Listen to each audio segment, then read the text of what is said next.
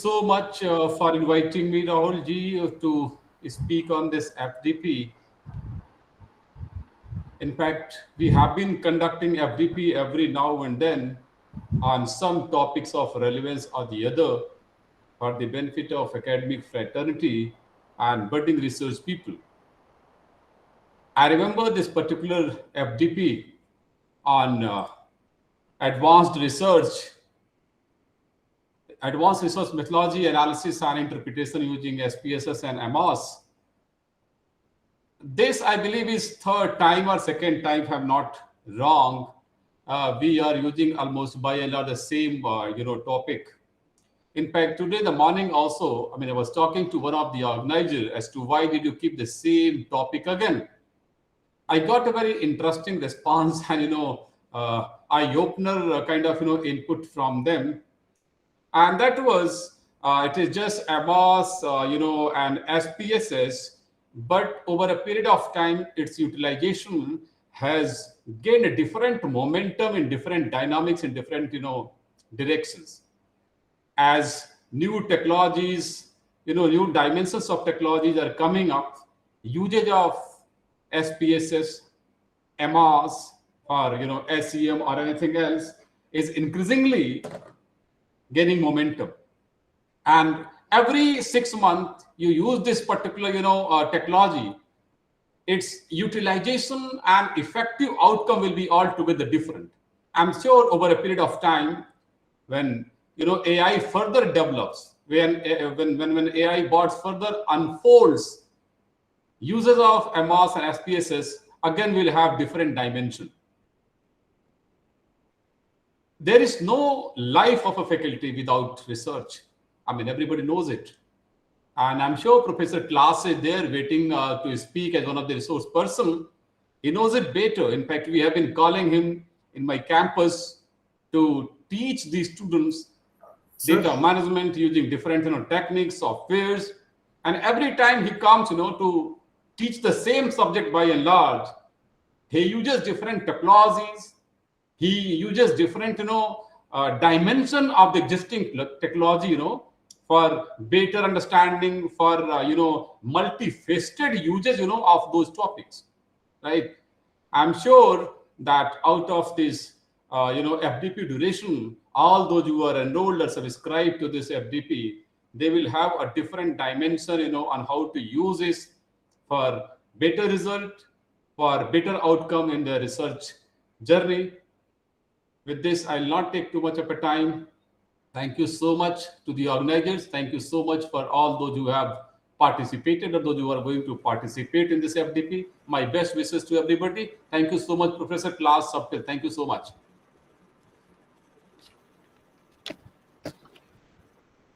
You're welcome, Director Pandey. So is it my turn now? I guess so. Yes, sir. It's your turn now. Right. Thank you, Director, sir, for welcome. And now I take this privilege to introduce our first resource person for today's FDP. He is Mr. Professor Klaas Saptil. Professor Klaas has excellent expertise in the field of relational database system, data science, big data analytics, data warehousing, and business intelligence. He has worked more than 30 years at IBM Deutschland and IBM Deutschland research and development in different positions. Since 2015, he has been teaching at the Cooperative State University in Baden-Württemberg. Furthermore, he taught business topics at IBM. He is having a rich and international experience of working in various countries like UK, USA, Canada, Latin America, Japan, Hong Kong, Indonesia, Kazakhstan, and he is staying with us for a month also. Without taking much of your time, I welcome Professor Klaas and great learning to the participants. Sir, the session is for you. Thank you, Professor Singhal. Thank you for inviting me. Thank you for listening to me. I'm not quite so sure if I'm the right person to talk about advanced research, your major topic this week. But maybe I can give you some ideas where the technology might go. I'm not quite familiar with Google Meet, but I'm sharing now my presentation with you.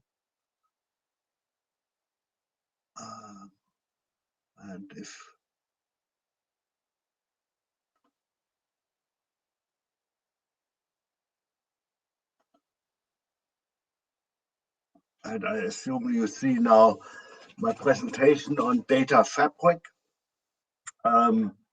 If not, I would ask to send me a WhatsApp message.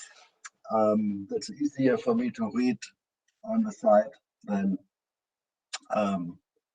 using Google Meet technology. Okay, I took a presentation from IBM, as you can see down here in the left corner, to talk about advanced data management methods.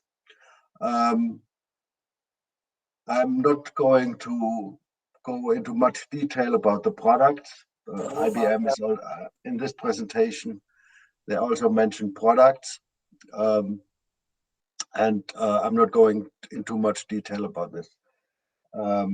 We will have a short historical visit, how it was a couple of decades ago. I have 3 use cases that I want to describe before we go into the data fabrics architecture itself.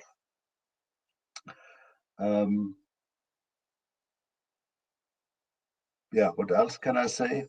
I was in Ghaziabad a month ago, no, 2 weeks ago for a month, teaching your students. I enjoyed my time very much, and I hope to come and see you all again. So let's see how this works here.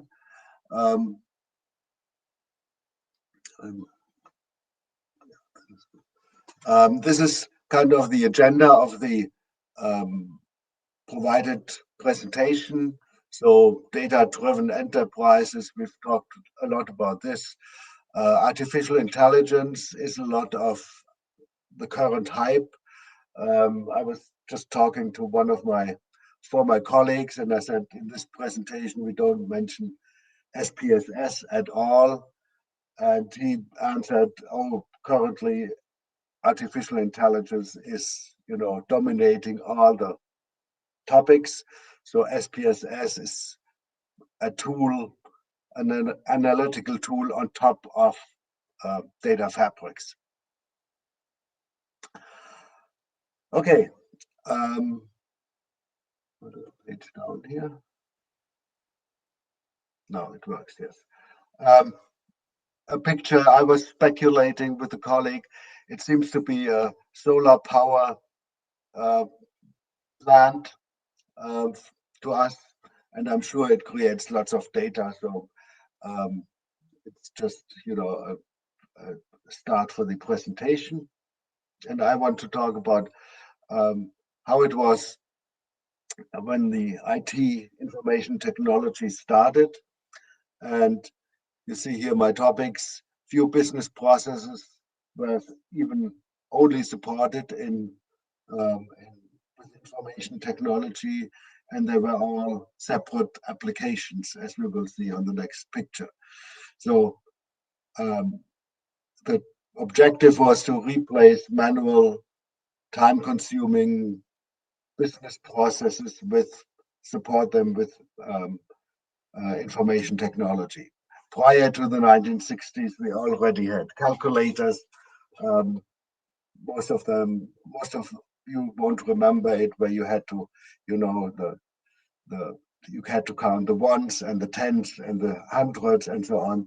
So this was also information technology and replacing manual work by, calculating. support daily transactions, often in batch processes. Yes, we would, write our invoices overnight. We would print our invoices overnight. We would process orders overnight. Everything was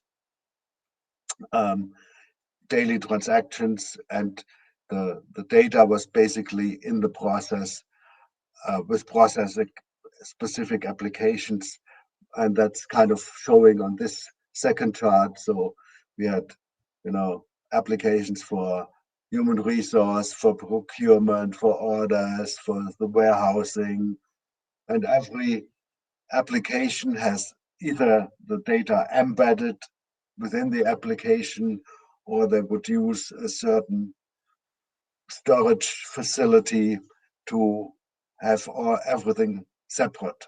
And when you look at, procurement and accounts payable,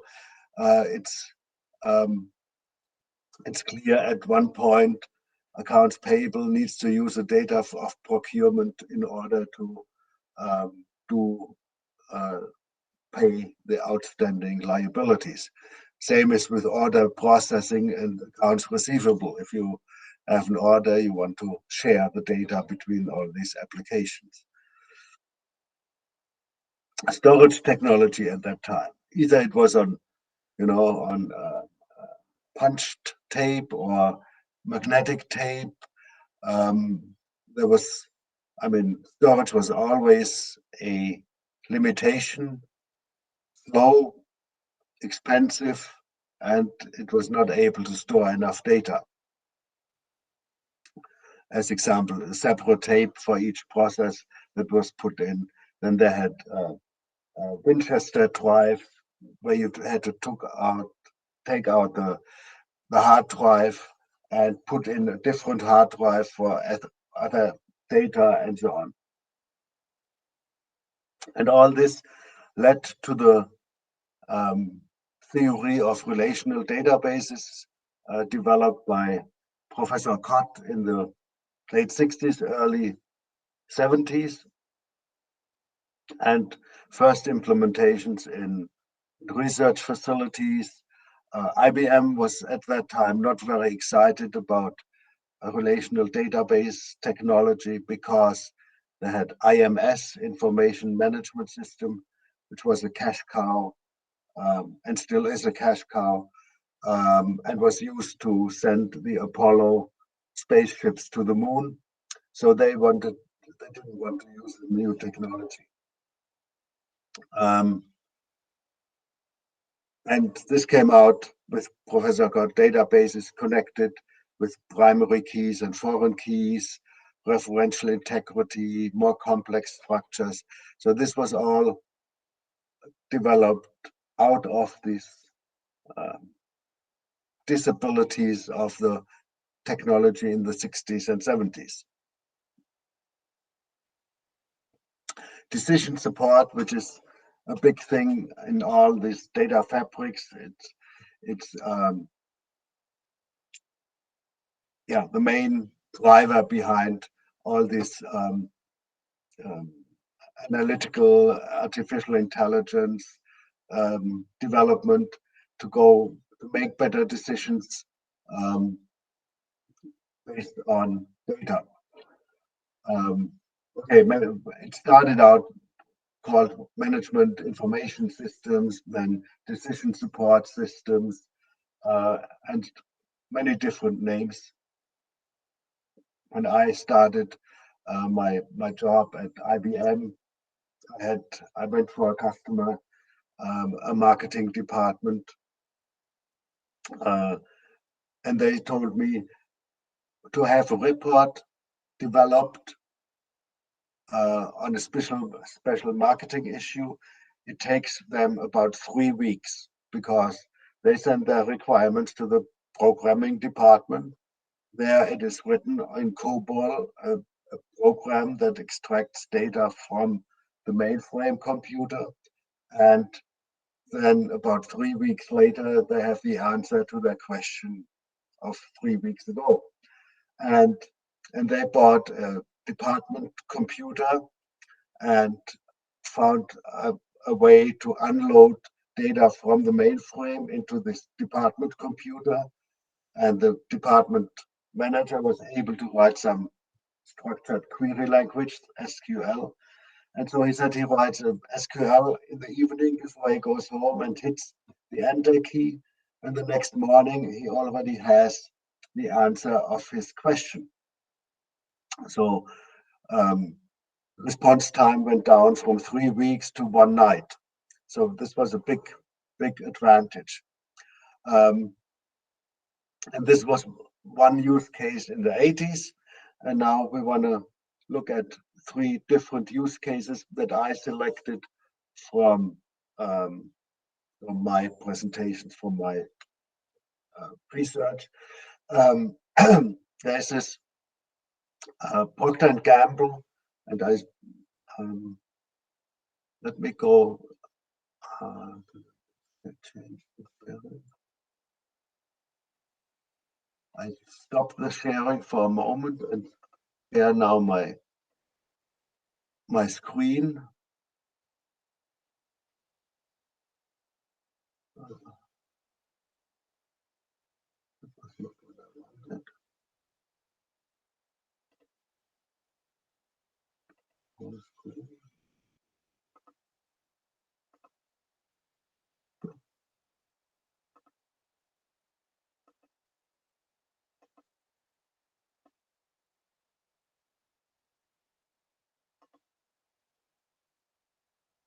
Okay. Yeah. Sorry. And, now I'm sharing my whole screen, and I wanted it's updating, and I wanted to switch to my. So Procter & Gamble is one of my use cases where, data driven by they have these, and I'm scrolling down here, these interactive assessments online. So what they do is they run actually personality tests against their previous recruitments, and with that they allow you to apply or don't apply. And there's this group of they are called graduates first. They help people to pass the Procter & Gamble assessment test. So this is based on artificial intelligence and on previous data. And so human resource issues, hiring issues are supported by data intelligence, data business intelligence, data warehousing, data science. So I'm now going back to my presentation. So this is one of the examples when we go through the architecture of data fabrics. I'll try to come back and point out, see, this is an issue in Procter & Gamble. Then we have another one, which is which I took from an article in the Washington Post, which is still available. See if I can show it to you. Washington Post here. So this article talks about medical algorithms, so also artificial intelligence, which have implemented racial bias in its algorithms. So no one in this article says the programmers made it wrong, the designers, the developers, or anyone, but somehow this racial bias came into these algorithms. I'm going back to my presentation.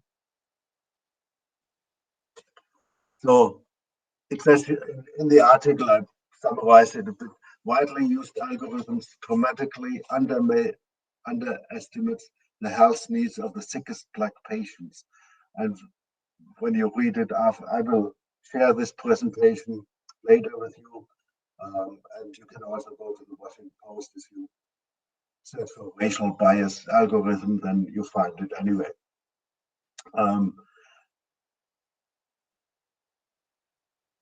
And it's I just want to mention the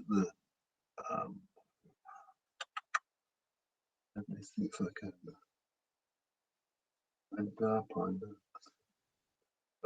the second one here. The problem was caught in algorithm sold by a leading health service company. So it's a software company to guide care decision making. And they analyzed lots of data to find out that these algorithms had a racial bias. And the last one I want to mention, this is also IBM. If you go into Wikipedia and you find the link at the bottom of the page, list of mergers and acquisitions by IBM. These are the acquisitions IBM did in between 2011 and 2020. And if you later we come to a point where we say, okay, separate data sources, separate customer views, etc. This is a reminder how difficult it is to bring the data sources of these companies alone in 2015, 13 companies, 2016, 12 companies. It needs to have an architecture to bring the information from these companies into the main company or merge it or whatever to bring this all together. So these are my three use cases: Procter & Gamble hiring tests, this this medical algorithm, and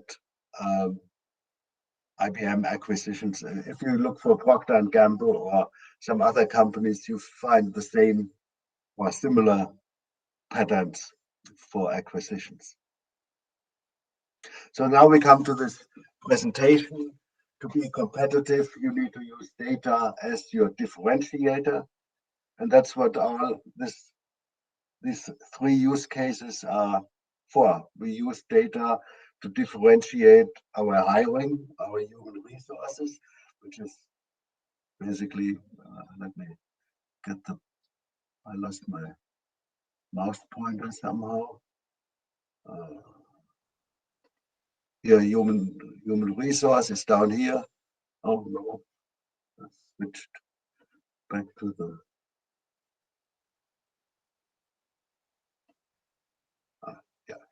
human resource, which reflects the example from Procter & Gamble. Operations, which reflects basically the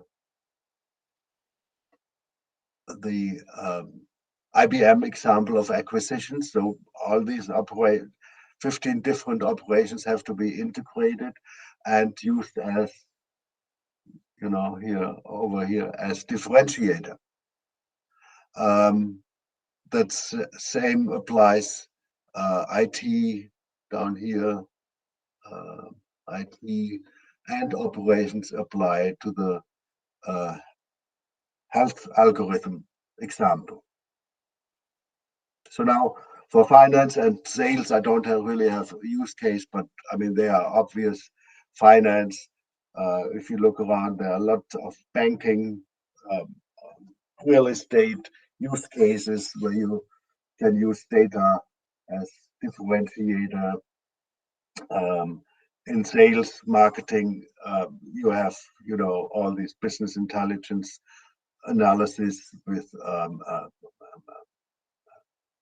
shopping basket analysis and all this. That's also used for data.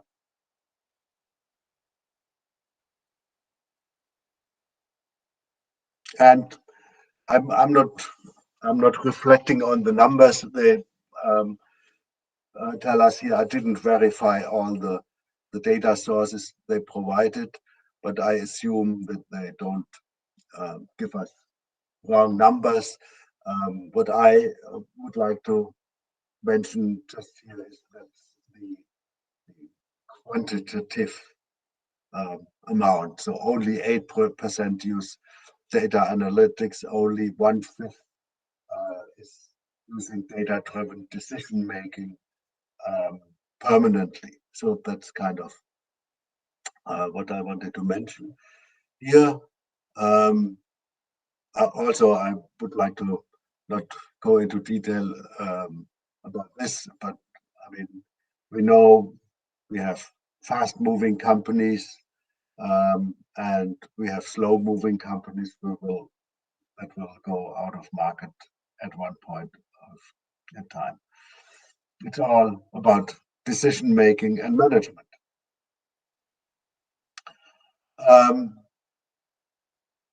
And here, yes, this is, I think, a very important chart, adoption of hybrid and multi-cloud environments.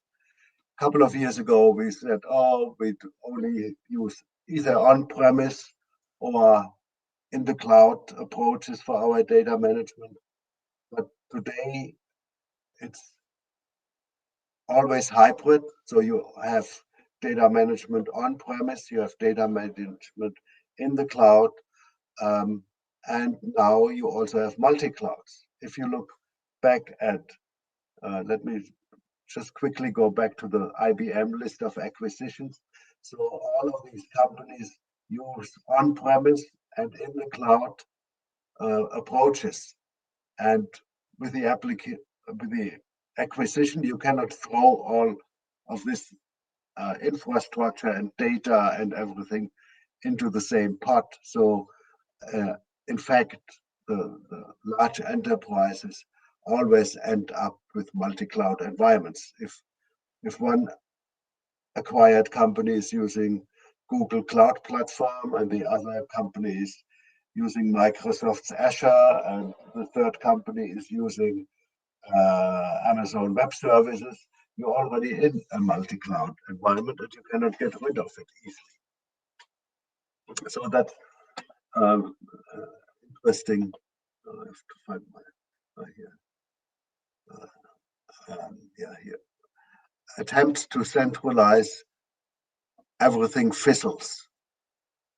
So yeah, centralization is a totally good approach, but it just doesn't work in many cases. Additional complexity. Cloud and cloud data warehouses add complexity to our operations. Higher compliance and security governance. For this, I have another use case.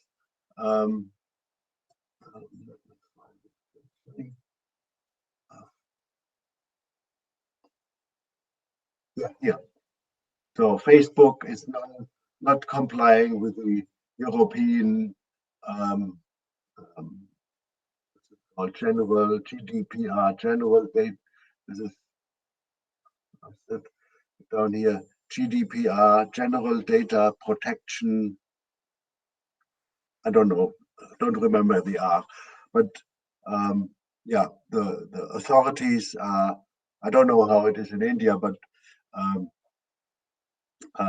authorities are looking into what Facebook and Google and Twitter and all these companies do with the data if they, comply with the rules of the market they are working. Now I'm going back to the presentation. So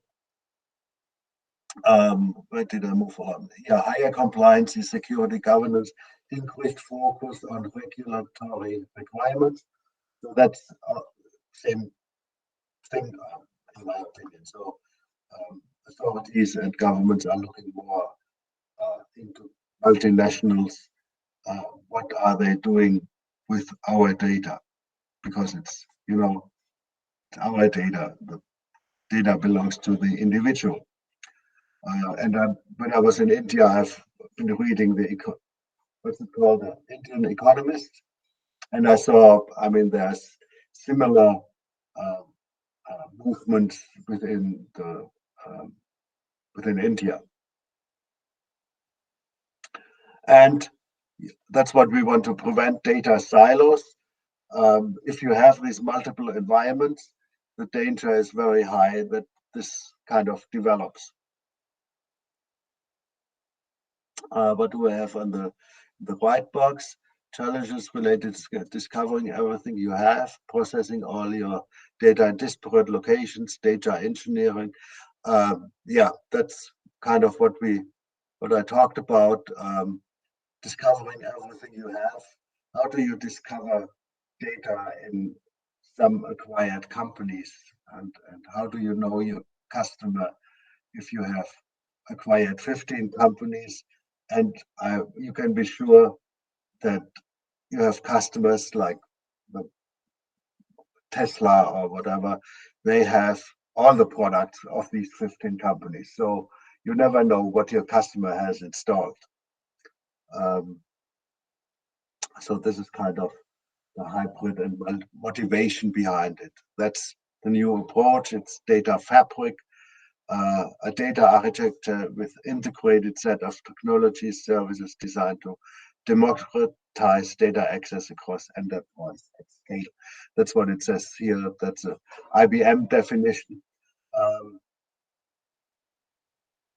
If you look at Oracle or Amazon Web Service, Google, they all have, how do you say, they all work in the same field. They might call it different names. Instead of data fabric, they call it data lake or data mesh or something. But in the end, it's all the same approach. It's a customer paying to handle these enormous amounts of data, to bring it all together, to make it a trustworthy data pool, data asset.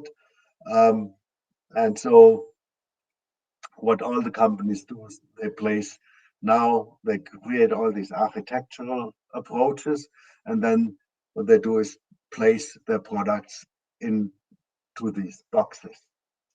I'm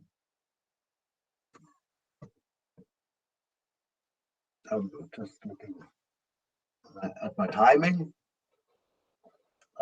We have a few more minutes. Here we have a process how to turn data assets into a data product. And this is also a place where SPSS AMOS, the main one of the topics for your FTP, comes into play. Classify data sets here, classify and enrich.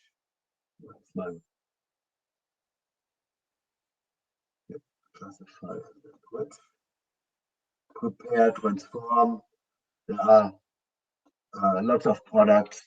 Not only, I want to go back to the list of acquisitions of IBM, because I want to mention that, let me search for SPSS, that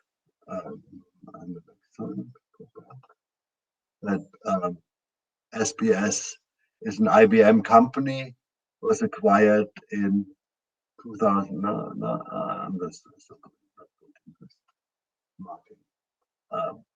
Okay, here we are.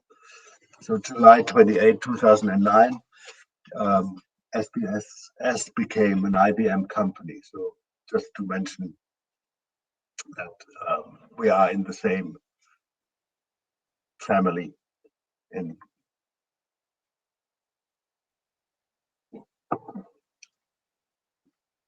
Okay, approach for innovation, turn data into something that's marketable, that's a product that can be used to earn money, make money. That's the main driver behind it.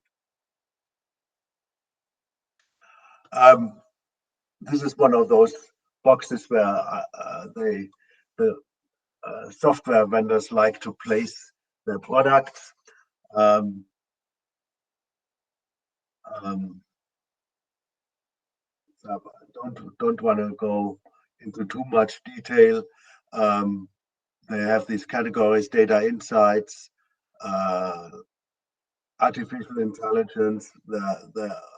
We have also these machine learning operations where AI models support the data science. And you know me, I'm personally come more from the data sources, relational databases. I was introduced that way. So I'm more down here, mission critical applications, data protection is one. We talked about that with the medical part, Facebook's. In the end, it's also all about cost. Any company that makes decisions typically is doing it based on the cost. Total cost of ownership is one topic in that area. What else did we talk about? Data governance. We talked about that with the human resource stuff, data integration with the acquisitions. We haven't talked about AI governance much, but that's also in the discussion how specifically governments try to, avoid artificial intelligence. What do you call that?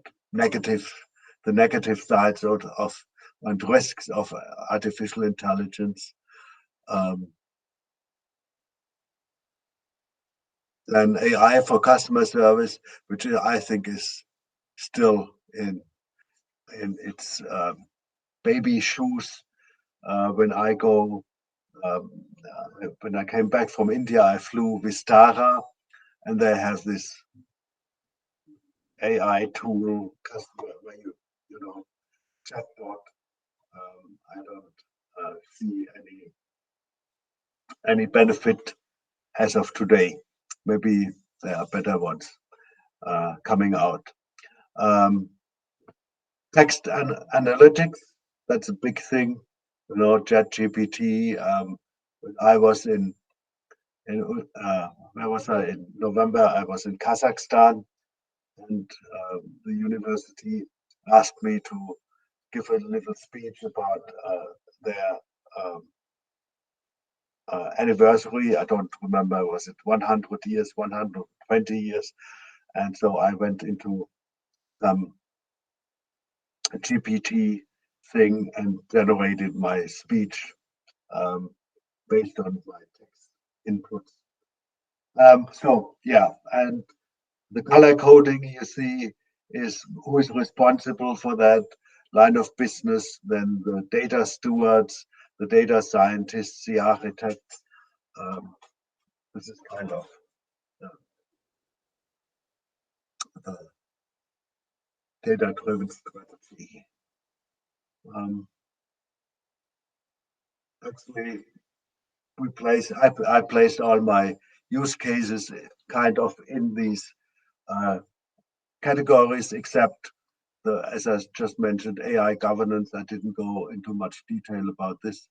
I will find for future. I will find a good use case for AI governance. If you want, the healthcare algorithm could be kind of in this category.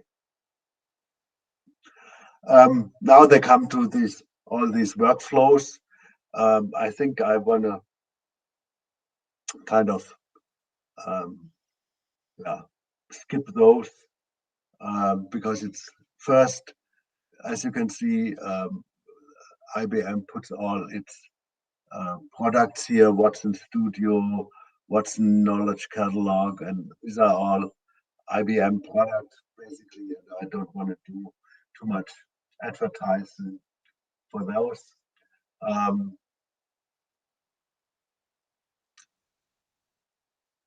AI workflows, this is another process for, and also here you see how they place their products. I would like to go and kind of summarize what we did, why IBM. Good, we know IBM is a big software company, and it's always placed on the different analyst firms, Forrester and Gartner. IBM is always in a good position. But also know that typically software companies pay for these analytics. Here they have some use cases provided by themselves. ING, a bank, big bank from the Netherlands, how they use data-driven approaches. Shipper, I don't really know what kind of company is. And then anonymously, telcos are always good for use cases also.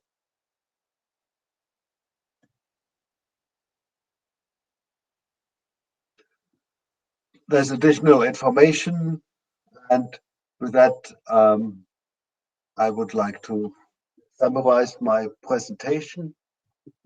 We can finish this presentation. Let's go back to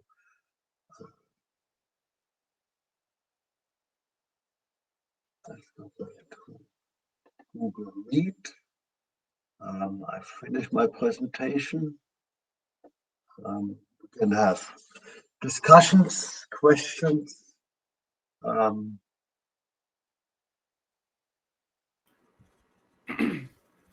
Participants, if you are having any question, you can ask.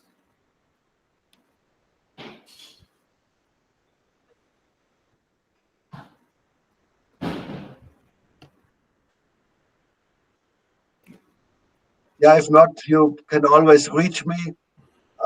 Director Pandy has my contacts. Professor Manu Priya has my contacts. Professor Mitesh has my contacts. So if you want to get a hold of me, you can always do that. Right. Thank you, Professor Claus. Very insightful information. You have explained introduction to IT and how we can apply IT in our business decision making. How come synchronization of various departments could help in minimizing the turnaround time in the business. And you have also explained the use of Chat GPT, how you have used it. We would be also using in the same manner anytime we would like to. Right. Thank you so much, sir. Thank you so much for being here and giving your. You're welcome. Thank you so much for listening to me. See you soon, hopefully. Thank you. Same here, sir. Bye-bye. Thank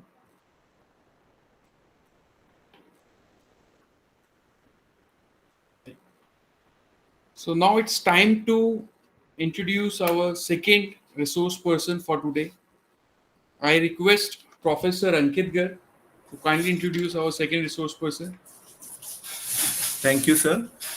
So our second resource person is Dr. Ritesh Kumar Singhal. Sir is an associate professor in the area of decision science, operations, and information technology at Ajay Kumar Garg Institute of Management, Kachebag. He has more than 20 years of teaching and research experience. He has been actively involved in research and publication and has published various papers in national and international journals and conferences. He has also authored books on statistics for management and business competitiveness in the 21st century, emerging challenges in a changing global business environment, published by Macmillan Advanced Research Series, and many more books.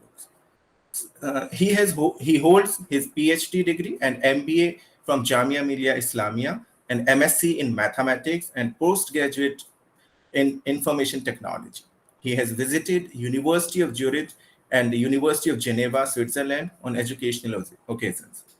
Thank you, sir, for joining us. Over to you, sir. Hello. Thank you, Ankit sir. Thank you, Rahul sir. Thanks. Rahul sir, am I audible clearly? Yes, sir. You're audible, sir. Thank you.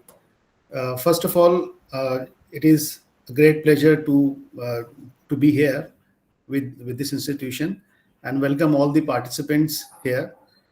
And today I am here to discuss about introduction to research methodology, about data, about variables, and about some basic descriptive statistics tools, and correlation, and after that regression analysis.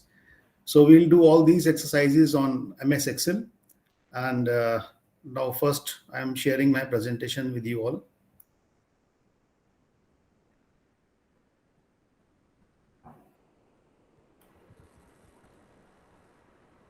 Sir, is it visible? Yes, sir. Yes, sir. So today is the first day, and the agenda for first day is, first of all, introduction to research methodology. What is research methodology and how we can deal with the concepts, basic concepts. Then after that, we'll move to data types. How many data types are there, and what are the research objectives? What are the motivation, and how we can use what are the purpose of doing research? And after that, gradually we'll move towards descriptive statistics, in which we'll discuss univariate analysis, bivariate analysis, multivariate, and then having some glimpse of correlation and regression analysis. And after that, multiple regression also we'll do. So first of all, what is research methodology? So there are many definitions by different authors given research methodology. There are few basic dictionary definitions are available on this screen. That research comprises defining and redefining problems, formulating the hypothesis or suggested solutions, and then collecting, organizing, and evaluating data, making deductions and reaching conclusions, and at last carefully testing the conclusion to determine whether they fit the formulating hypothesis or not. This is a very comprehensive definition by Clifford. It covers everything starting from defining the problem, formulating the hypothesis, collecting and organizing the data, evaluating the data, analysis, reaching conclusion, and making deductions. And after that, this is one of the short and sweet definitions by Mori: systematize efforts to gain new knowledge. Again, a research problem is in general refers to some difficulty which a researcher experiences in context of either a theoretical or practical situation and wants to obtain a solution for them, either for the society as well. Initially, when people face some problem, they used to find the solution in some non-scientific methods.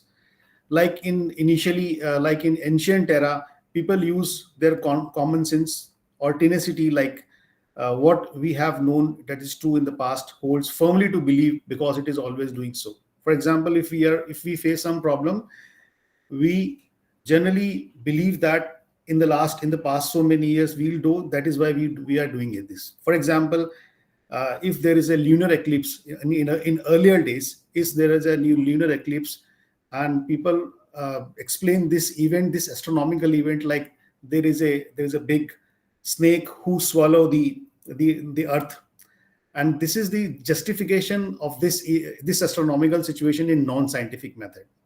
So there are many other assumptions people used to take at that time. Authority, किसी ने कुछ कह दिया तो मान लिया.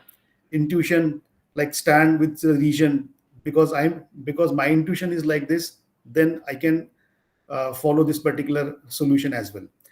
So there are non-scientific methods of solving problems, but in non-scientific methods there are errors like inaccurate observations, overgeneralizations, selective observation. I'm selectively observing only few variables that favors to me, others are not.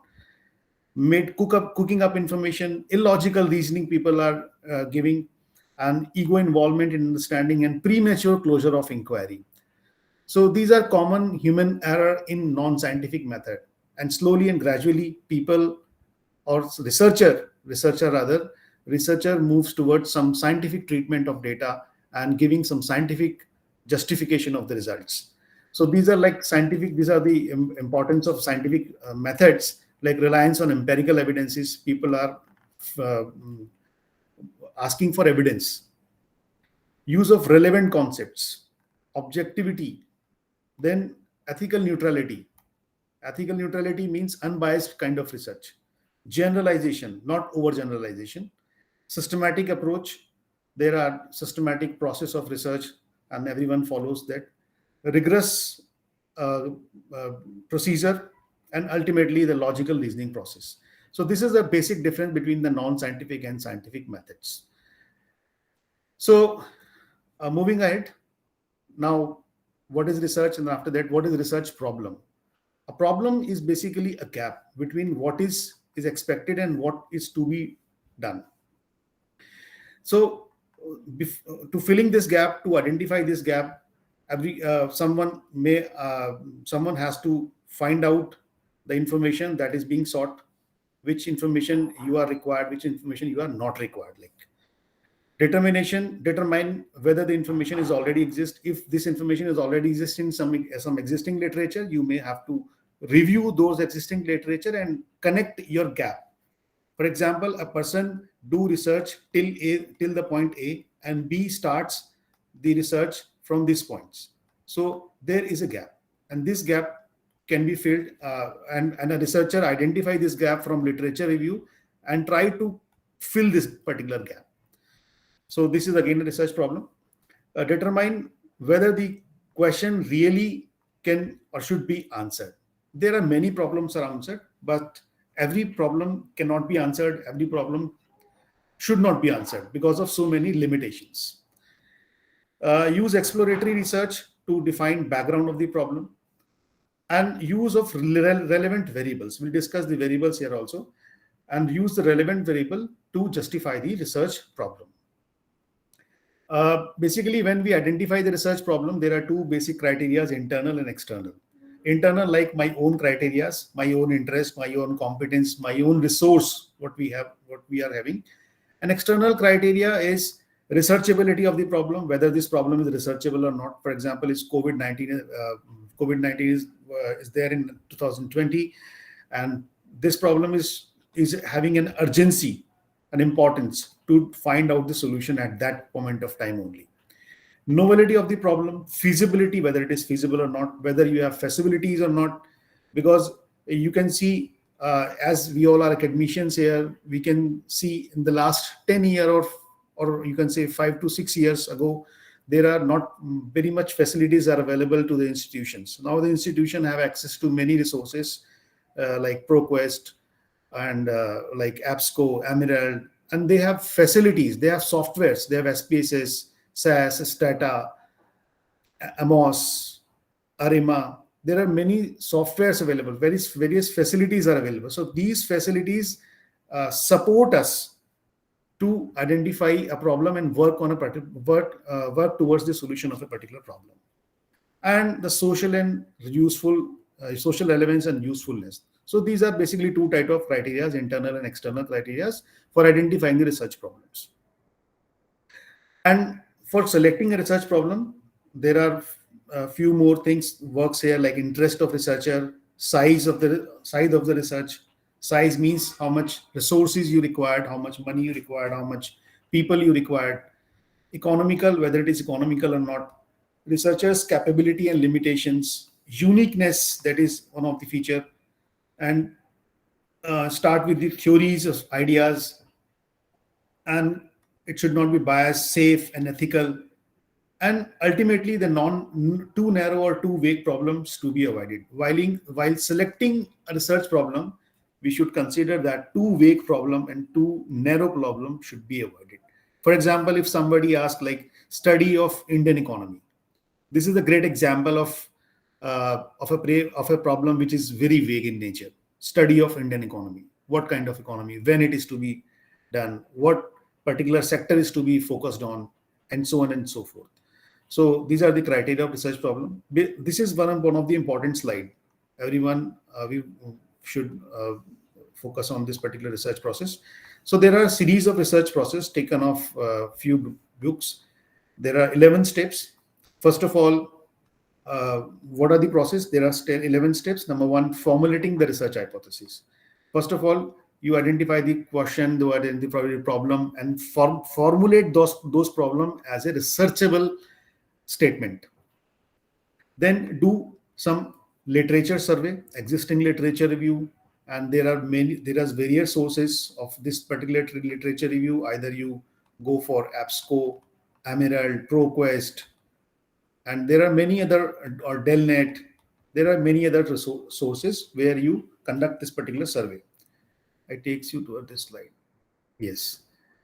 So the third step is developing a working hypothesis. So a working hypothesis, that is the relationship between variable, tentative relationship between variable, because hypothesis is a tentative statement. So generally we set up hypothesis with some relationship like this, or develop working hypothesis to test it on in next further steps. Then preparing the research design. Research design is actually a blueprint of the research. What is to be done, who is to be done, what is the sequence of the actions to be taken, and what are the evidence to be collected, and those work to be done in minimum effort or minimum time or money required for that. The fifth step is determining sample design. Sampling, when we are going to collect the data after research design. So research design, after research design, there is a sample design. Sample design means how much sample is required, what is the, you can say, population size, what are the sample size, what exactly the sampling sampling method we required, either probability sampling or non-probability sampling. There are methods like quota sampling, strata, and random, and many others. So sampling is the another step. The sixth step is finally collect the data. The next step is to collect the data. The researcher has to decide whether he has to collect primary data or secondary data. Both are the essential. That depends upon the research. Seventh is execution of that particular collection and project. Eighth is the analysis. This is the one of the important part. Our most of the session in this FDP is based on this particular step, analysis of data. So we'll use SPSS, we'll use AMOS in the day 3, 4, or 5, 5th session. And before analysis, we generally process the data to coding them to make a tabulation kind of thing, and to make a data available in terms of tables, so that we can arrange them in logical sequences. The ninth step is hypothesis testing. The hypothesis which we earlier stated in fourth or fifth step, we test that particular working hypothesis here, and to find out whether it is supported or not supported. 10th step is generalization and interpretation. After hypothesis supported or rejecting, make the interpretation whether this particular association is significant, whether this particular association is not significant. That generalization and interpretation makes in 10th step. And the last step is preparation of report. That usually takes a shape of a kind of thesis, a kind of dissertation, a kind of research paper, or any other. So these are 11 steps for any research process to be conducted in any research. Purpose of research: why people, why researcher, why students, why research scholar do their research. The purpose of research is research extends knowledge of human being. We are generally, we gathered here, we spent so much time and effort to join this FDP to extend the knowledge level of our already existing knowledge set, what we are having. So research to extend the knowledge of human being, not only faculty members, even all around us. So extend the knowledge of human being and social life, environment. The search is for answer of various type of question: what, where, when, how, and why. There are various kind of phenomena. So generally we have questions in our mind: why this is so, when it is so, when or where it is happened. So these kind of questions to be answered in a research process. Generally we explain the research as a term like we usually find answers to unanswered question. I'm repeating it again. We usually find answers to unanswered question. That is a objective of research. So generally we have questions in our mind. In fact, when we are small, when we are kid, when we are child, at that time we are having various questions in our mind. I usually ask my father, and my child is usually asked to me, Papa, why it is so happen, when it is so happen, how it is so happen, and we usually answer those questions depending upon own convenience. But a child explain understand it by his own way. He again do the research in his own mind, and finally uh, uh, in their mind, the answer is to be, mm, you can say, posted somewhere, and that particular child will use that particular existing knowledge level in the throughout their life. So we have questions in our mind, so we want to answer those questions, number one. Number two, research brings to light information that might never be discovered fully during the ordinary course of life. So there are few questions that is partially answered. We want to answer, we want to get answer, the entire answer of this particular, of any question. Third is, research establish generalization and general laws and contribute the theory building of various fields of knowledge. There are basically, if I'm talking about, there are basically two types of research: pure and applied. Pure research basis based pure research lays a foundation of the applied research. So generally, we used like Newton's theory, yeah, uh, theory of hierarchy, Maslow hierarchy theory. So these are all pure knowledge, and using those particular established knowledge, we apply it in different situations to get the extended form of knowledge. The next is, research verifies and tests existing facts and theories, and these helps improving our knowledge and ability to handle situations and events. So there are various existing theories, and based on those existing theory, we'll try to find the solutions of some existing problem which when and where it is faced. Research aims to analyze interrelationship between variables. This is one of the important part of purpose of research. Like, we have variables in our mind. Like, we have two variables in our mind. That one is advertisement, and another one is the sales. So we have two variables. How they are they related to each other? Are there is any third variable who is directly or indirectly affect the sales, or many other causal explanation required for those particular situations. So sometime we may have one variable, we may have two variables, and multi variables are also available many times. The next one is to solve existing practical problem. Like, a problem arises in the society, and we need to find a solution, and it is not anticipated earlier that this kind of problem would be occur. So to solve a particular problem. The last one is, research aids planning and thus contribute to the national development. Recently, before this session, we heard about IBM from Mr. Klaus, and he beautifully explained how IBM, how Oracle, and how Procter and Gamble and many other organizations are there to solve a particular problem.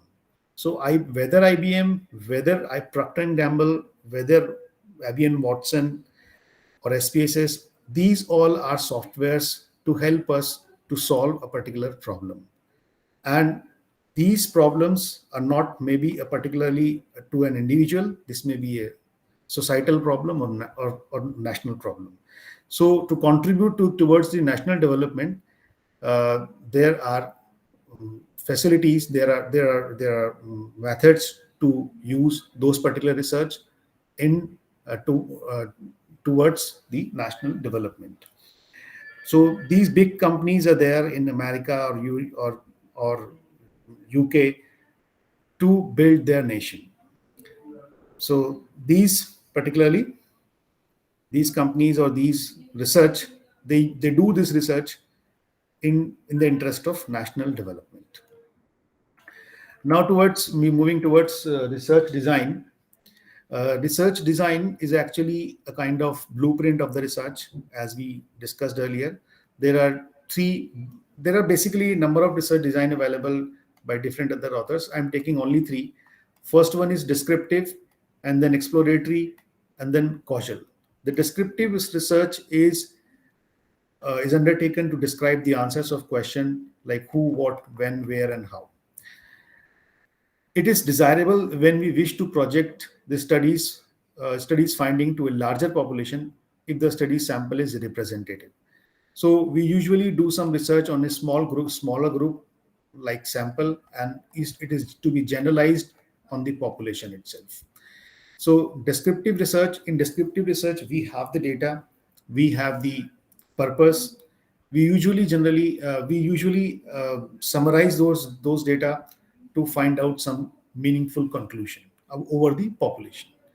So in descriptive, there are two classifications. First is cross-sectional studies, and the next one is longitudinal studies. In cross-sectional studies, here the measured units a sample of the population only at one point of time, like take a snapshot only. And in longitudinal study, it will repeatedly measure the same sample of units of population over a time.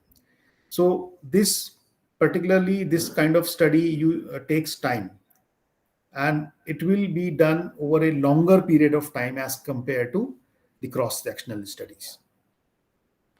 After that, the second design is exploratory. Exploratory design is defined as a research used to investigate a problem which is not clearly defined.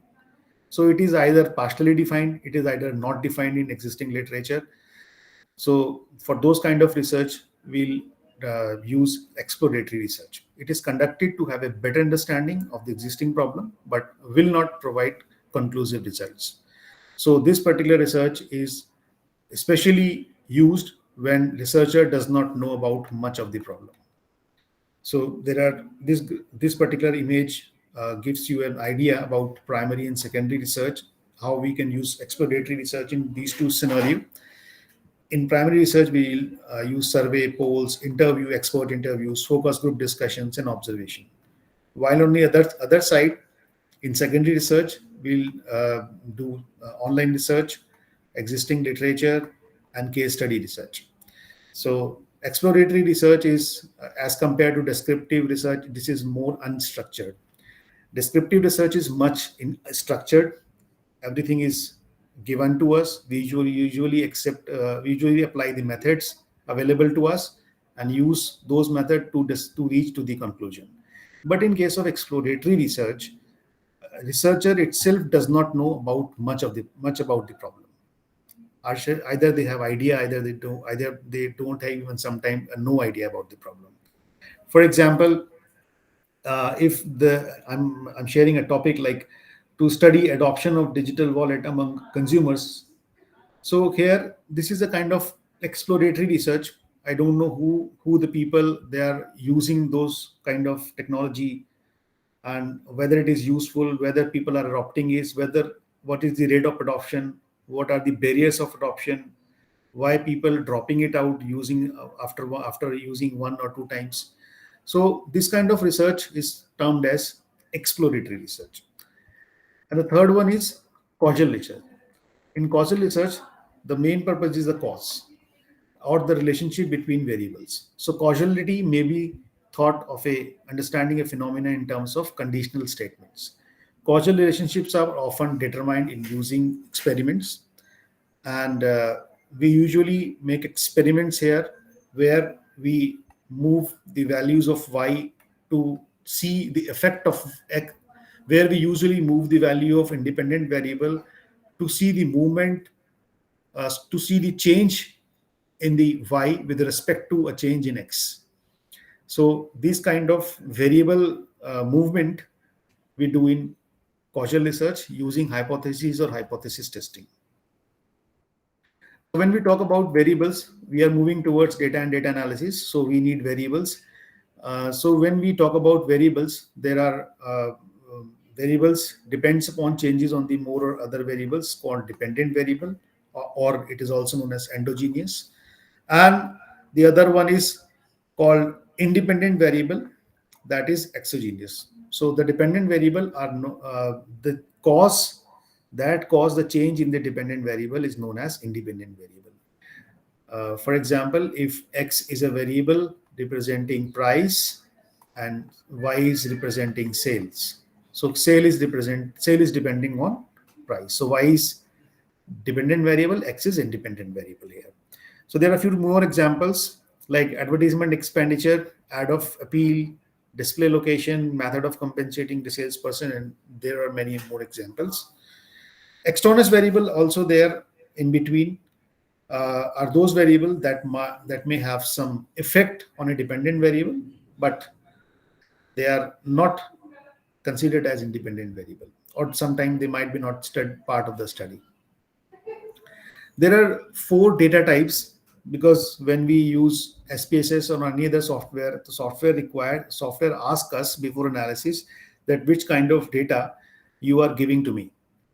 So we have to select this is the type of data that I am entering into, and you please find the solution or find the analysis on this particular data set. So there are 4 categories of data set here. Nominal, first is, second is ordinal, then interval, and ratio. So nominal data is basically a namesake. Namesake means when you say like what is your gender, male or female, that is a nominal variable. Or what is the number of what is the number printed on the jersey of a player, that is again a nominal variable. That doesn't do anything with the number.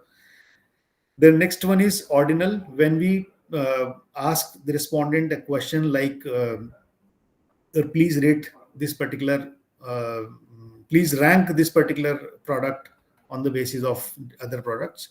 So that can be ordered. Ordered means that can be ordered like the best one, the worst one, or the average one. The next is ratio, or the next is interval. Interval is ordered also, it is equidistant also. And the last one is ratio. The example of interval is like temperature. It is having minus, it is having plus, it is between 0. So this particular interval is not having a fixed absolute 0. It may goes to negative, it may goes to positive, and 0 even. In fact, when it is 0, it is a number. We cannot say it is 0. 0 means there is no temperature, but 0 is a temperature. And the fourth one is ratio. Ratio is a full-fledged, you can say, data type, which is having meaningful 0, which is equidistant, which is order. So ratio is the only scale which is having order, distance, and origin both. Nominal doesn't have anything. Ordinal have only order. Interval scale as having order and distance. But in case of ratio, it is order, distance, and origin as well.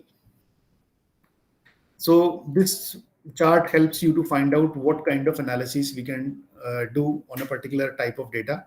When we have nominal data, we can use mode. When we have used ordinal data, we can use these many analysis. And this is a kind of average. This is a kind of variability which we study here. Interval data and ratio data. So this is all about the analysis which we can do on nominal, ordinal, interval, and ratio. When we use SPSS or any other software and you export the data to that particular software, so in that case, he usually asks us, this data is having a data type of what kind. So there is a drop-down menu. We usually select it is a nominal, it is ordinal, or ratio sometime, or scale. Sometime it is written as scale. Now, moving towards data analysis, we are moving toward data analysis. There are 3 kinds of analysis we usually consider in our data analysis. First is univariate, second is bivariate, and third one is multivariate. So univariate data analysis is the analysis which done on single variable. Bivariate, that requires 2 variables, and multivariate analysis that requires 2 or more variables. Okay, so like examples, univariate variable like height, only single variable height. Bivariate, we have 2 variables like temperature and ice cream sales. And we have multivariable examples also, where a particular sale is depending upon so many variables like advertisement, product quality, customer support, and so many other kind of relationship. So we have univariate, bivariate, and multivariate kind of data generally. And depending upon the data set, only that particular tool will use. Like in univariate, what we can do, we can find measurement of standard tendency, like find mean, median, and mode, geometric mean, harmonic mean, weighted mean. All these can be done using measurement of central tendency. These all are univariate analysis. Only one variable is sufficient to analyze those things. Variation, we can find maximum, minimum, range, interquartile range, quartile deviation, mean deviation, standard deviation. So all these are sufficient. Only one variable is sufficient to find out those analysis. Then measurement of shape, whether the distribution is like this one, whether it is like this one, or having a this kind of shape. So measurement of shape can also be done on single variable. Measurement of graphs, there are different graphs available like bar, chart, and pie. Although we cannot use the scatter here because it is not applied in case of univariate analysis. Because in case of a scatter diagram, we need two variables. So scatter diagram could not help in case of univariate analysis. In case of bivariate analysis, we can use a scatter plot, like we have variable x here, we can have variable y here, and we can plot those graphs to find out the relationship between x and y. We have Karl-Pearson coefficient of correlation, Spearman's rank correlation, and simple regression also, one with one dependent variable and one independent variable. So these analysis required two variables. So because like there is a word called relation, and relation can also only be established when we required at least two variables. Otherwise, this relation could not be done. So bivariate analysis required two variables. The third one is multivariate. In case of multivariate analysis, we have multiple correlation, multiple regression, where one dependent variable and more than one independent variable, and ANOVA also. So for multiple analyses, we required more than two variables, X, Y, Z, W, T, and many more. So multivariate analysis required more than three variables. Now I'll show you, I'll take you towards one of the sheet where we'll discuss how this particular analysis can be done. Like this sheet, see this sheet. Are you able to see my sheet? Anyone? Yes, sir. Thank you, sir. So this sheet is having two variables. One is income and another one is expenditure.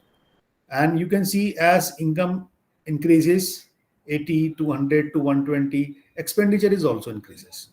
And if we want to find the relationship between how these two variables are correlated to each other, so one way of doing is we have a formula like CORREL. It returns the coefficient of correlation between two data sets.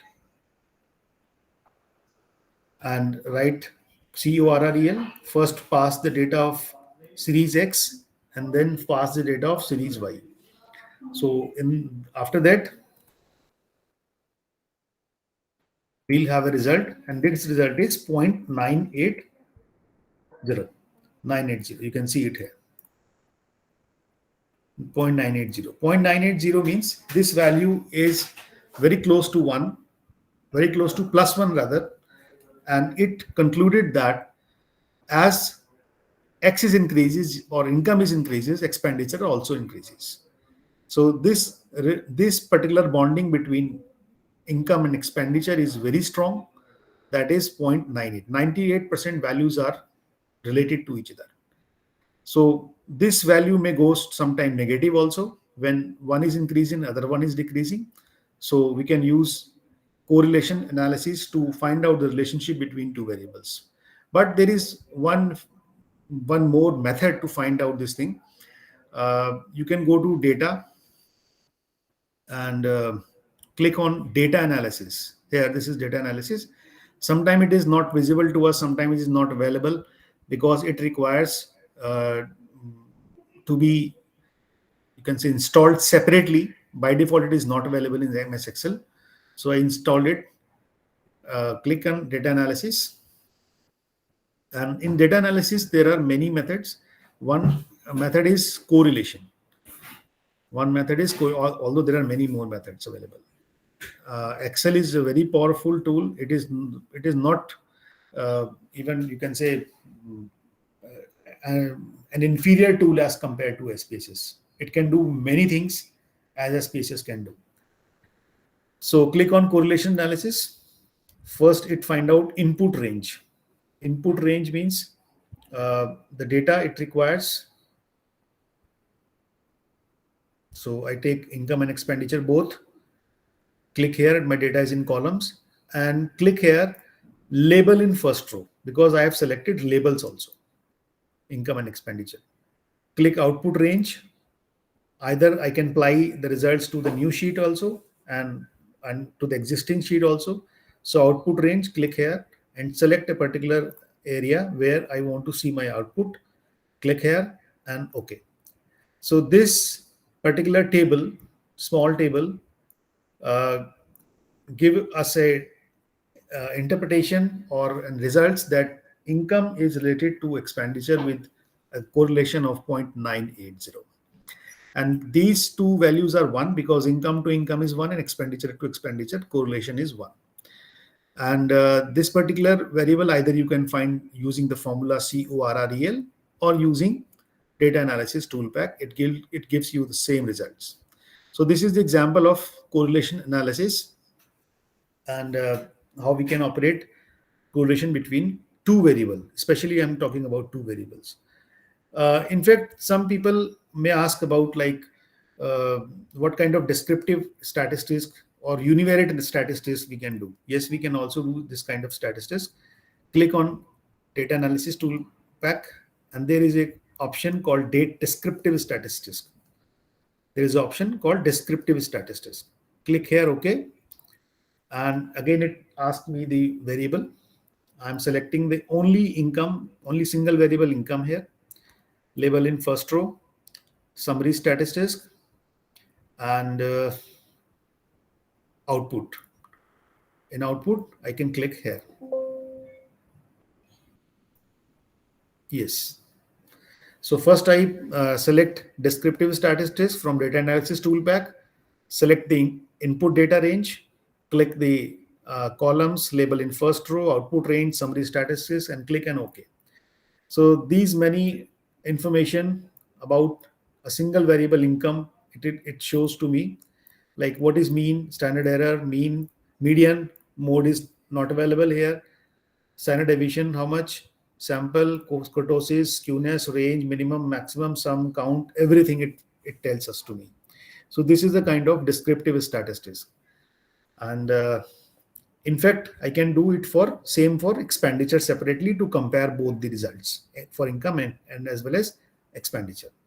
So this is my first sheet, correlation, where we find out the relationship between two variables, income and expenditure. Now we'll move towards the next sheet, that is simple regression. Yes, this one.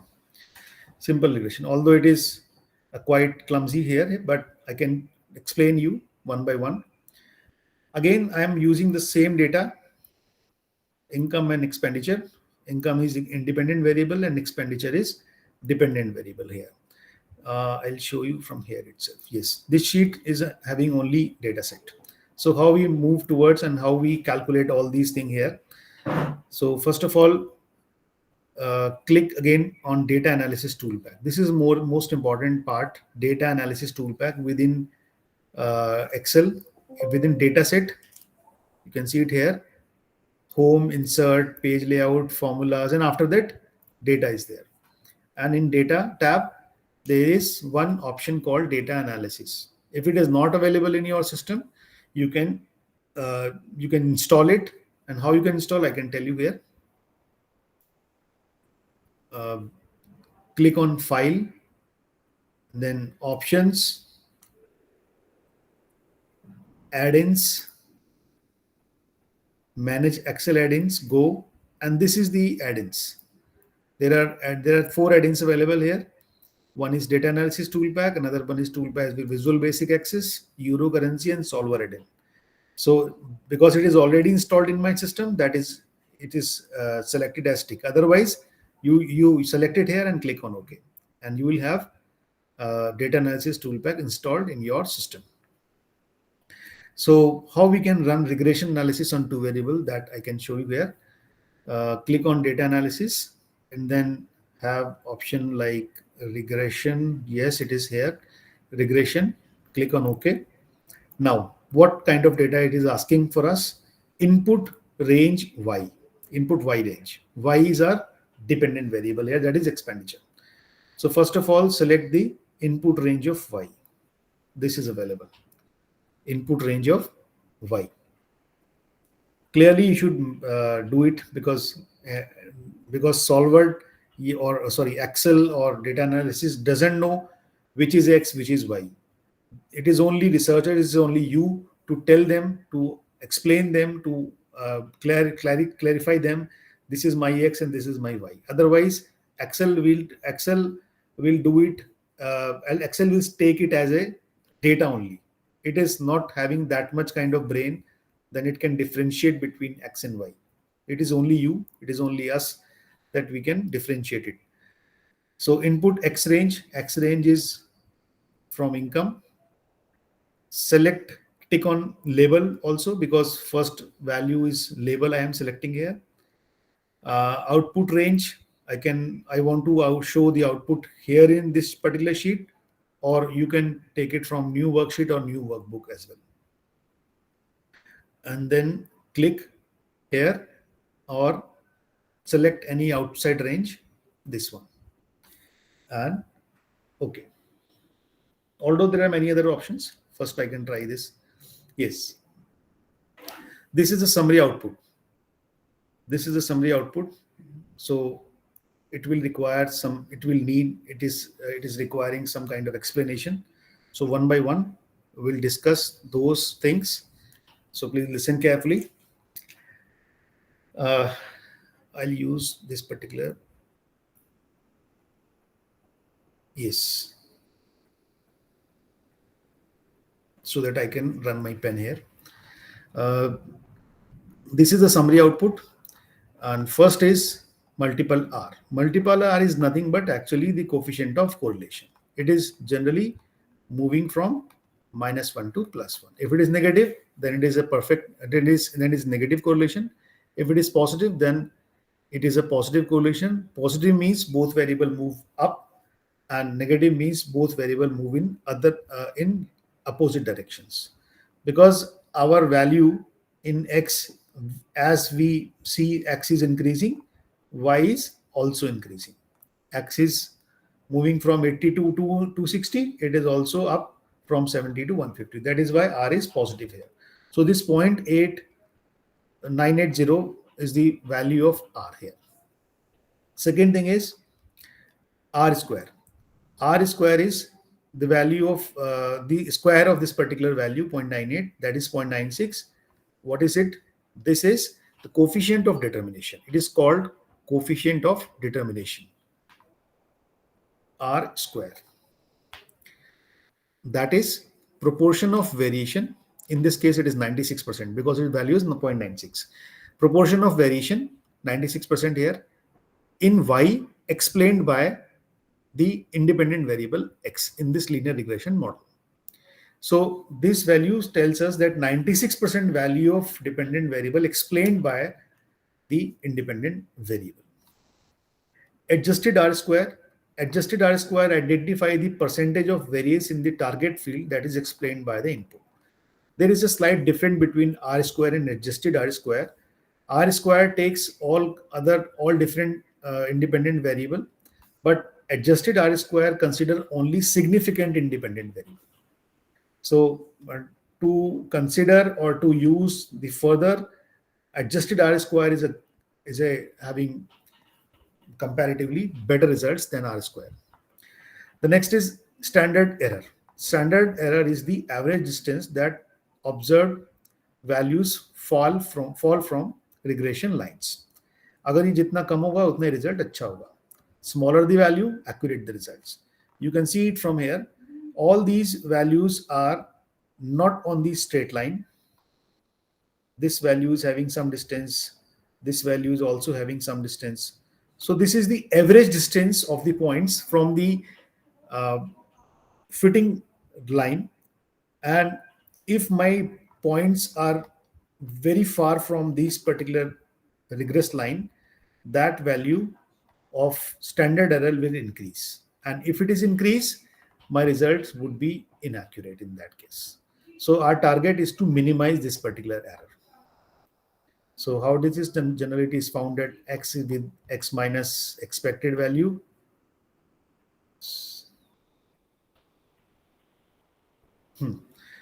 So generally, we used to find it the method that is called usually the method of least square.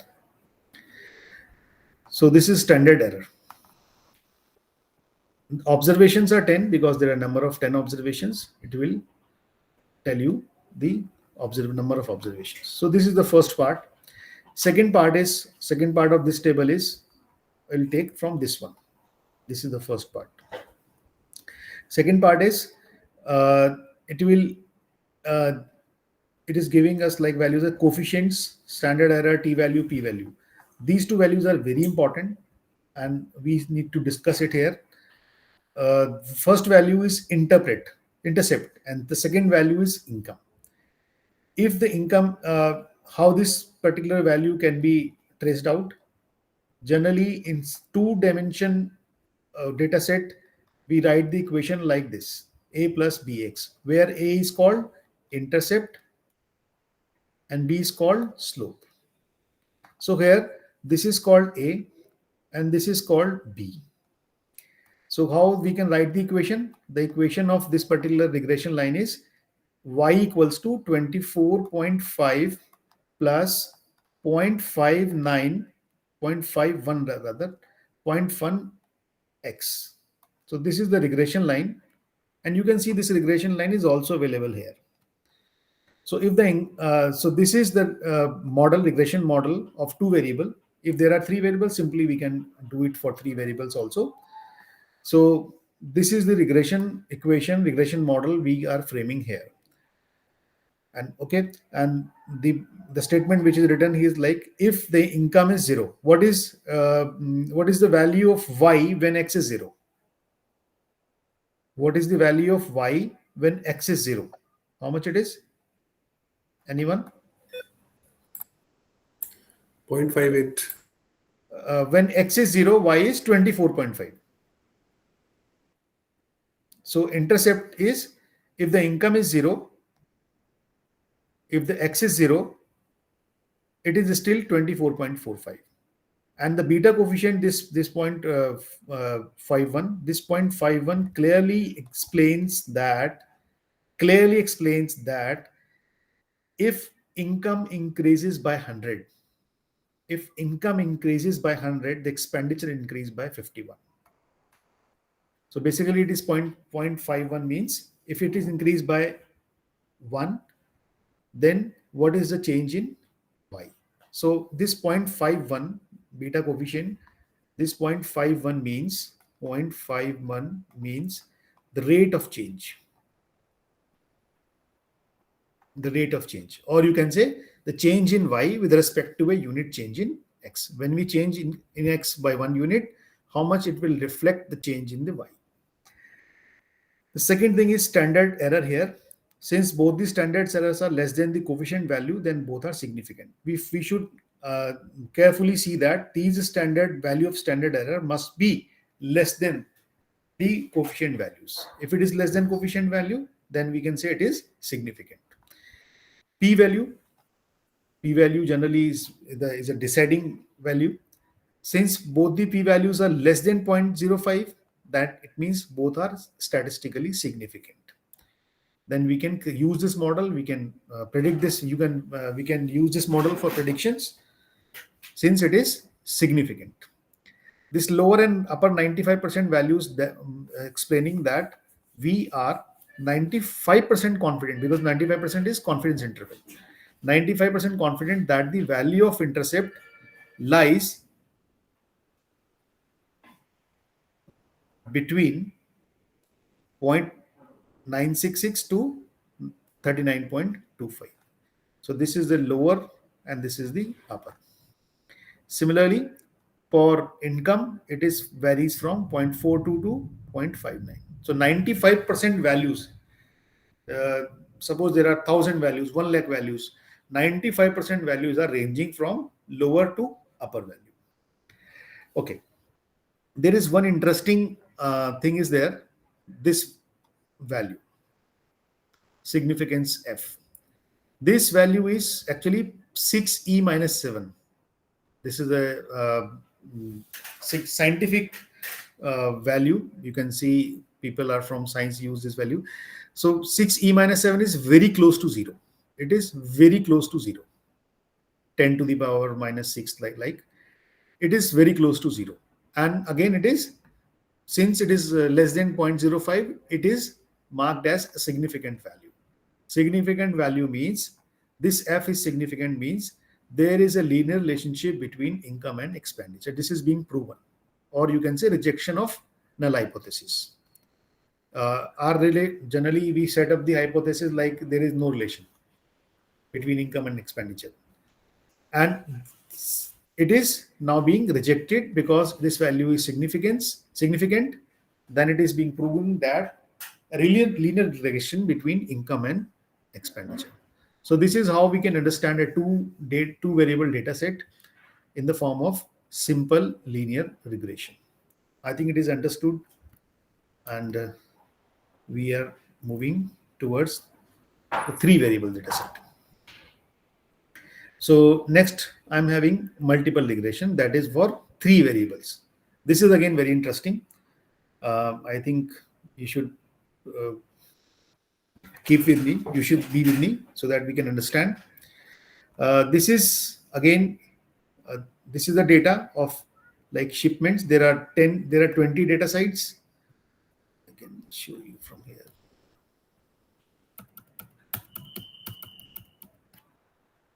Yes, this is the data of 20 shipments. And here there is a dependent variable like cost, which is Y, and there are 2 independent variables, X1 and X2.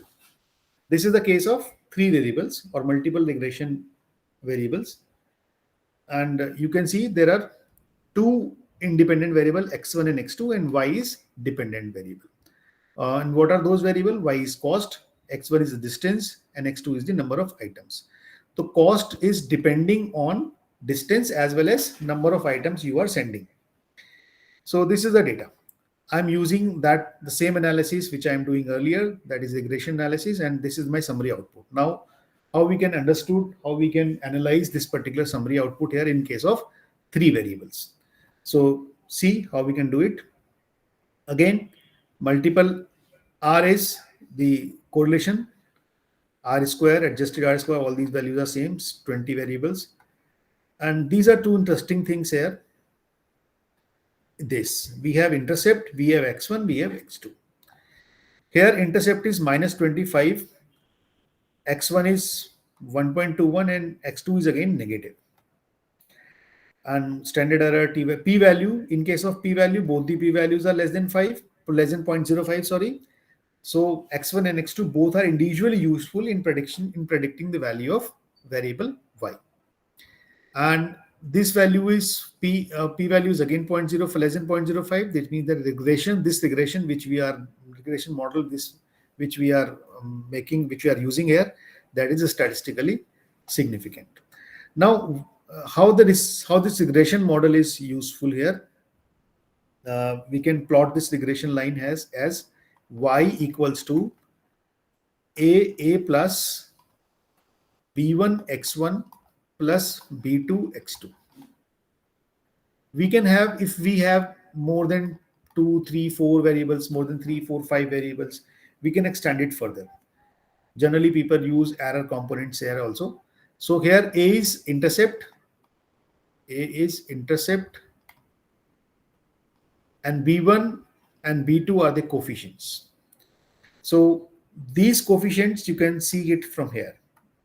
Intercept is minus 0.258 to 25.8, x1 is 1.21, and x2 is negative. So the ultimate regression line, we can plot it here, we can formulate it here either. Y equals to minus 25.3 plus 1.21 x1 and minus 0.56 x2. So what this regression model tells us? This regression model tells us that if both the values, first of all, what are the key points that we are discussing here? If both the values x1 and x2 0, in case like distance is 0, number of items is also 0, then there is a, you can say, cost is negative in that case. Number one. Number two, if this value is 1.21, this 1.21 means if x increases by 1 unit, if x1 कौन सा variable है? Distance. If x यानी distance increases by 1 kilometer, if distance increases by 1 kilometer, then your cost increases by 1.21 rupees. So this is the rate of change. If x increases by 1 kilometer, then your cost would increase by 1.21 rupees. The third value here is this is x1, this is x2. X2 is minus 0.56. Minus 0.56 means when x2 is number of items. When x2 is increased by 1 unit, your cost will decrease by 0.56 unit. It means when you send number of items together, the cost of sending one item is more as compared to the cost of sending 5 items per item ke case mein. So here, if number of items increases by 1 unit, your cost is decreases by 0.56 unit. So this is negative. This negative means this particular coefficient is negative, means this particular coefficient, when this increases, y is decreases. So this is the regression model which we are available here, and in both the ways we are confirming it. Then since p value is less than 0.05, this is significant, statistically significant. And again here both the regression coefficients are statistically significant to predict the value of y for x1 and x2 both. So this is the example of multiple regression here. For example, I am having this particular relation. I'm having this particular line, this particular model. This particular model is now ready to use because it is proven that is statistically significant. It is individually both the values are useful for prediction.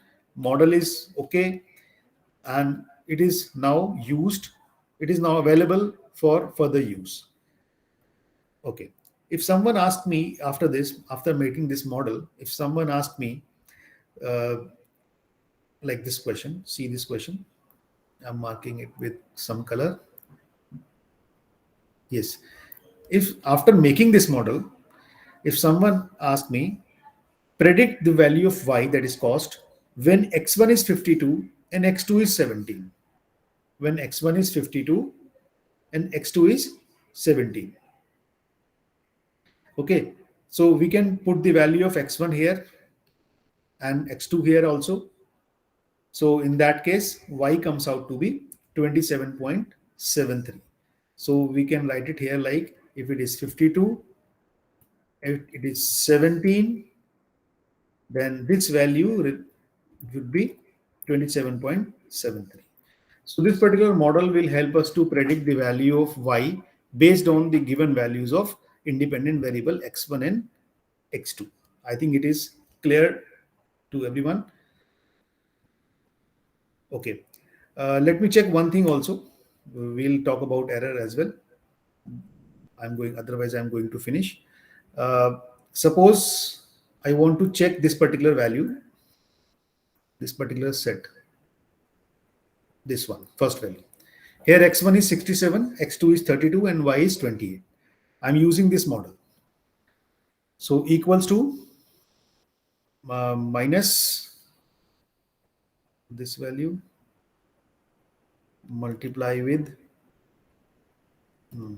plus this into 67 plus this multiply into 32.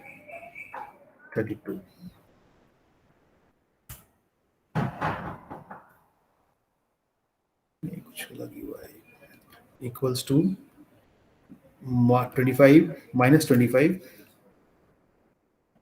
minus 25.8. I have to make brackets here. Then plus 1.21 into 1.21 multiply with 67 plus minus 0.56 multiply with 32.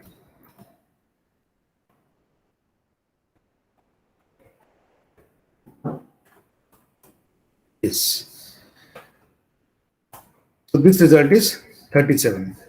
So actual value is 28, but this model gives me a value of 37.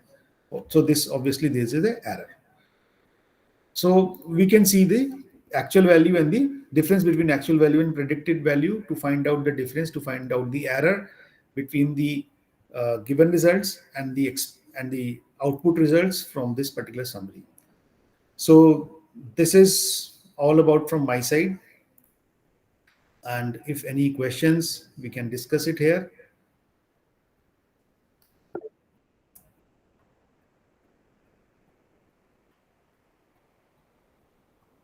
Rahul sir?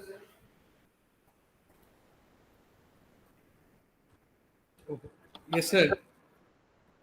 Right. Participants. Yes, we are available with feedback link. Rahul sir, feedback or attendance link is shared in chat box. Okay, participants do fill the feedback form and attendance link before leaving this particular session. It has been pasted in your chat box. So if participants having any kind of query, they can ask.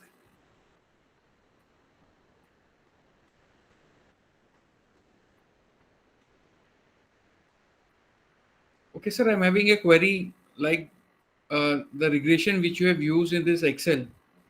How can we activate it to use in Excel?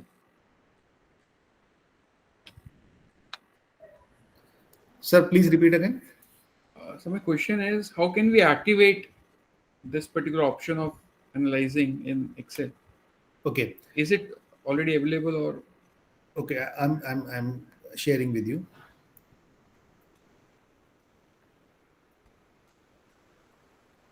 So my screen is visible? Yes, yes, sir. Okay. So in case of Excel, in case of MS Excel, you can see in data tab, there is data analysis tool pack is available. If suppose this is not available in your sheet, in your data, so we go to file. First we go to file here, click to options. In options, there are pick one option. This is add-ins and manage Excel add-ins. Click go. First you click add-ins. There are various add-ins available. Excel add-ins. Add-ins means additional tools. So click go here, and these tools are available. These 4 tools are available basically. So you can check it here. You can click it here and then OK. If you press OK, then it would be available in your data tab. Right, sir. So this is again very helpful. This data analysis toolpack, you can use it with various statistical measures like ANOVA, correlation, covariance, descriptive statistics, F-test, histogram, moving number, regression, sampling, t-test, z-test. There are many other inbuilt methods are available in MS Excel. You can use it. Although SPSS is more powerful than Excel, but Excel is no more less than SPSS also.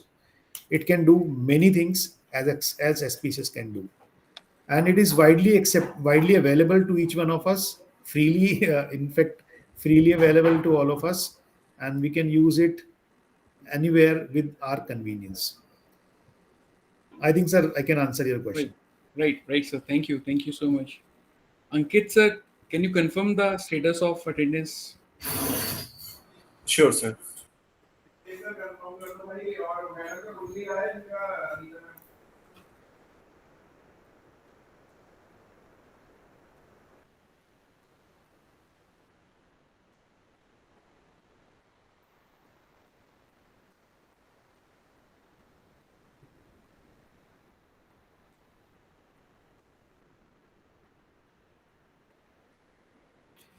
In the meantime, Ankit sir is checking the status of the feedback.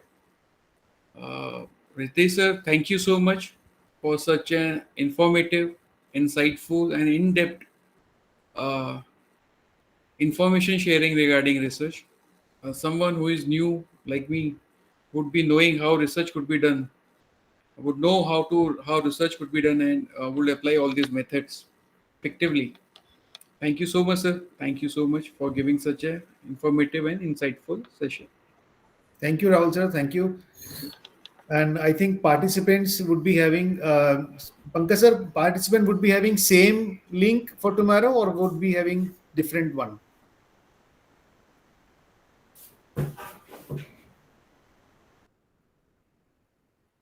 Rahul sir, I think we can check it. Either we have same link for tomorrow's session, or and tomorrow's session will be conducted by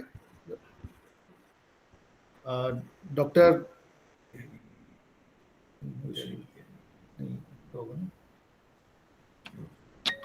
Dr. Gautam Jaiswal. Gautam Jaiswal. Okay. Right. The information will be conveyed accordingly. If the link will be same, it will be conveyed in the WhatsApp. Otherwise, a new link will be shared to your email.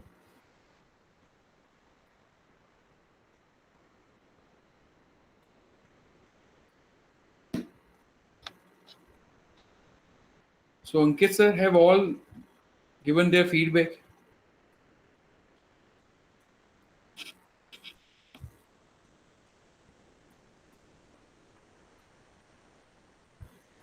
Sir, 20 participants have filled their feedback form.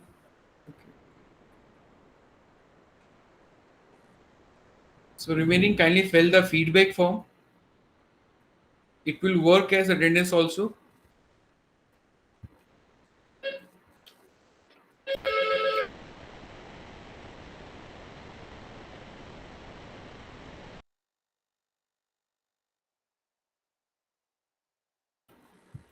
Those who have filled the feedback form can leave the session.